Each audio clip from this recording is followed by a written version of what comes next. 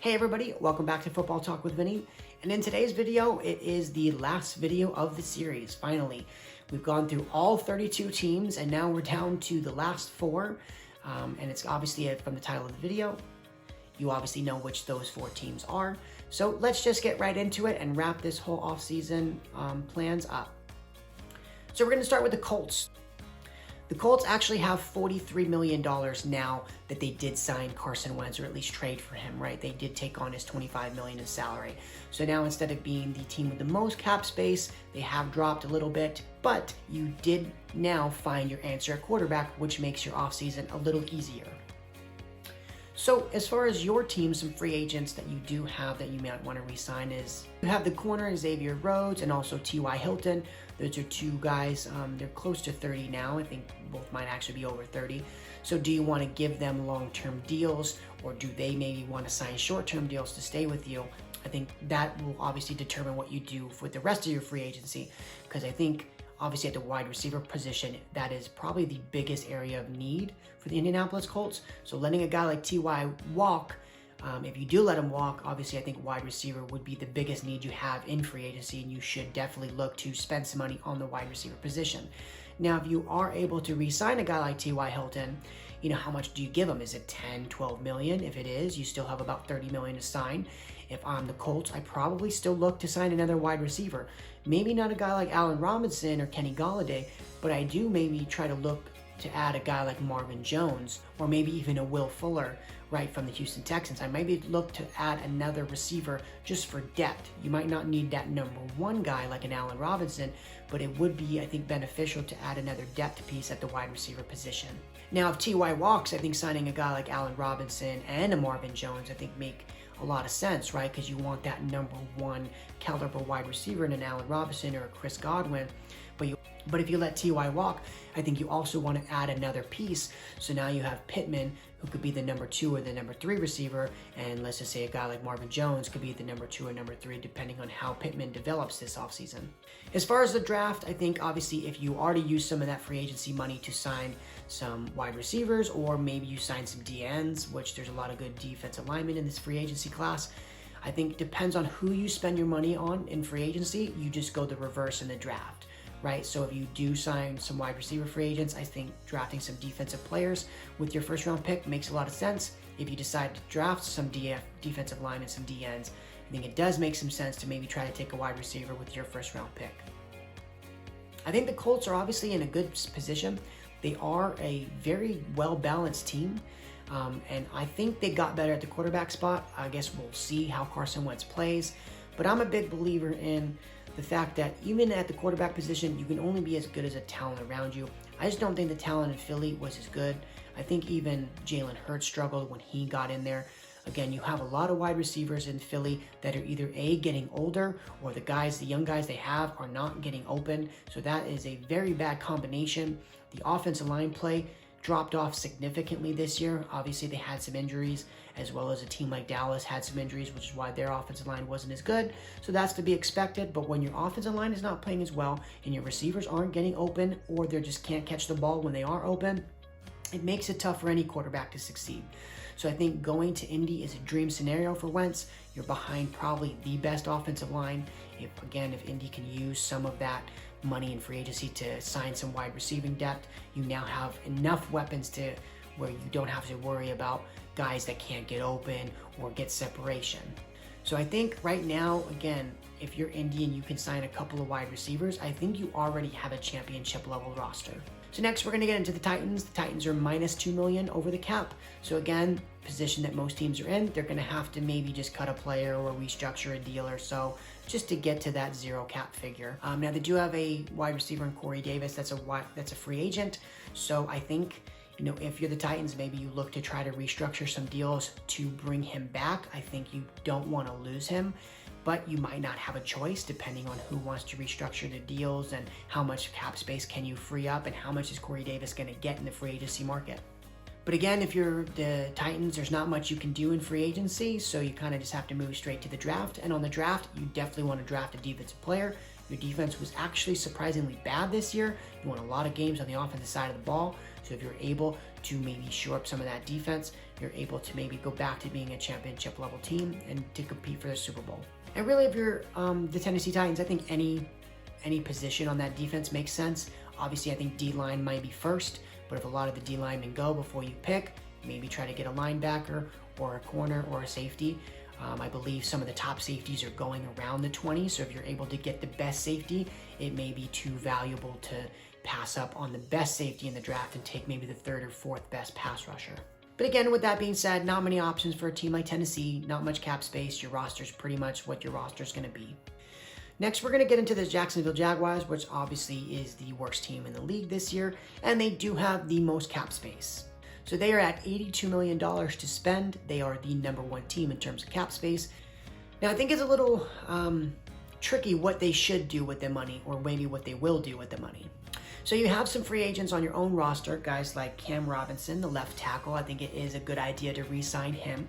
And you also have Trey Herndon, the corner. So I think you probably want to re-sign him as well. But after that, I think you have to make a decision. You are a very young team. You're obviously rebuilding at this point. Do you want to sign older veteran players, right? Do you want to sign guys that are 29 plus, right? Where it's like, how realistically, how many years away are you from competing, right? If you say you're a year or two away, yeah, maybe makes some sense to sign some guys that are 29, 30 years old. But if you're Jacksonville and you realistically say, you know what, with drafting a rookie quarterback, which most people expect you to take Trevor Lawrence, right? You're probably 2 to 3 years away to compete. So at that point, you probably don't want to sign any free agent that's over like 27 years old. So it kind of restricts you in free agency. Who do you sign? Maybe a guy like Marcus Williams from the Saints, who's the 24, 25. He makes a lot of sense, right? Because in 3 years, he'll be 28 and he should still be in his prime, and you're now able to compete. Whereas if you sign a guy that's 30, by the time you're able to compete, he may not be playing at a level that you even want him on your team anymore. Also, another guy that makes sense is a guy like Hunter Henry. He's on the younger side as well, and obviously it's a tight end, so it's a weapon for Trevor Lawrence to come in and be successful right away.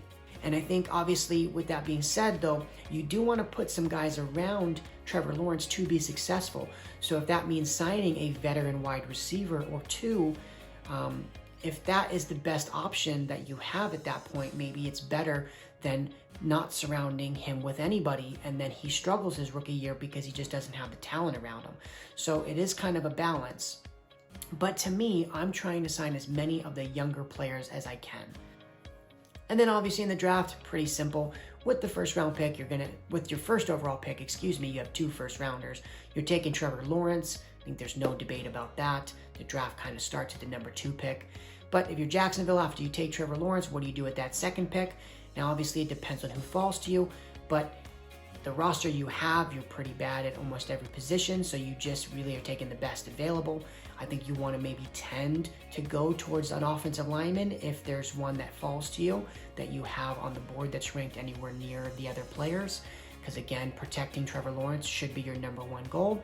But again, you just want to take the best available player, because when you're building your roster, it doesn't matter which position you take.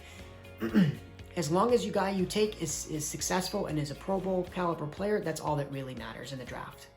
And then lastly, we're going to get into the Houston Texans. Just for whatever reason, this is the last team, did not do it on purpose. So obviously for the Texans, your biggest offseason decision is, what in the world do you do with Deshaun Watson? I mean, if you're any team in the league, you dream of getting a guy like Deshaun Watson on your team. I don't imagine how you can really come to grips with the fact that you might have to let him go or trade him, right? Because he doesn't want to play for you. You know, if I'm Houston, I'm doing anything I possibly can to, especially if I'm the head coach, to show him, there's a new management in town and we're going to try to do whatever we can to make sure you want to play in this organization. Now, obviously, if Deshaun really is, kind of steadfast, I'm like, hey, I'm not changing my position. I do want out. I do not want to play for this organization ever again. Then your hands are tied. You have to trade him. It's no different than the James Harden situation in Houston, which is funny that it's Houston, right? So you kind of have no choice. You just have to get the best package you can for him if he no longer wants to play for you. That being said, though, unfortunately, you're going to have to trade him. But fortunately for you, he is a very good player in the prime of his career. So I think Like, this should be the biggest trade, probably maybe besides the Herschel Walker trade. This should be the biggest trade in NFL history. You are getting an all-pro, Hall of Fame type quarterback in the prime of his career at just 26, 27 years old. Like, if you are any team in the league, you should be giving up anything possible to get this guy on your roster. And like we talked about in the trade scenarios, if I'm Houston, if I can get 4 first-round picks from the Jets, right, you can very quickly rebuild your team. Yes, it sucks you're going to have to trade a guy like Deshaun Watson, but if you get 4 first-round picks in return, right, and let's say you can get Sam Darnold as well, and you don't want to stick with Sam Darnold, you can trade him and get a second or something from him. But now at that point, you're getting so much draft capital that it's only going to take you a year or so to be able to compete, right? So let's just say, again, you can use that number 2 pick that you get from the Jets to take a guy like Zach Wilson. And if Zach Wilson can come in and be a decent level quarterback, right, you already have the makings of building a good roster right away, really, because you have some talent on the offensive side of the ball. And again, if you can get 3 first-round picks in addition to the number 2 overall pick to take Zach Wilson, you can now rebuild your roster much quicker than if you just keep Deshaun Watson. So I think they're in a pretty rough spot. If they can get a lot, which I think they will for Deshaun Watson, they'll be able to rebuild the roster much quicker than I think people think that it's going to take them. Now, where the Houston Texans are in terms of salary cap space, they're right around even. I think they're about $5 million. So if you trade a guy like Deshaun Watson, I want to say they save about $5 million. I talked about it more in depth in my Deshaun Watson video. If you want to check that out, I'll put a link in the description. But I want to say they save about $5 million, something like that. But again, at that point, if you trade him, you're kind of in a rebuild mode. So I think at that point, you might want to look to trading more of your older veteran players. Because again, you're not going to compete for a playoff spot next year if you trade Deshaun Watson. So maybe you look at getting rid of some of your older guys that are on big contracts. I guess I can go into what they would do if they decide to keep Deshaun Watson, but at this point, really doesn't look likely that they're going to keep him. But I guess if you keep him, there's really not much you can do because unfortunately you're in a situation where you have no draft picks, at least no first rounders, so you can only use your second, third, and fourth. And then at this point, you have no salary cap space to sign anybody to improve your roster. So you're kind of in a really rough spot where you were a 4-win team last year, and this year doesn't look much better. So, I guess if you decide to keep Deshaun Watson, you kind of just run it back. You just draft some players in the second, third round and hope that some of your defensive players get a little better and you can get some stops and puts less pressure on Deshaun Watson. But anyways, that's going to do it finally for this series. It's all wrapped up. What I will look to do, obviously, as the offseason starts is just kind of update you guys on some moves that happen when they happen. Also, I think more towards probably late July after everything has been done, we'll kind of just recap, maybe team by team. Not sure how I want to do it yet, but we will recap how the offseason went for all teams and kind of compare it to how I thought it would go or the options they could take. So I think that'll be an interesting videos to make as well. So again, if you guys sticked around for all 8 of the episodes, I really appreciate it. If you like the video or just like the series, make sure to hit the like button. It does obviously take a lot of time out of my day to record these and edit the videos, so I do appreciate that. Also, if you're not subscribed, please feel free to subscribe. I would really appreciate that as well. And thank you guys so much for watching. And during the off season, of course, I look forward to putting out a bunch more videos and, kind of informing you guys of what's going on in the NFL world. So thank you guys so much, and I look forward to some more videos this off season.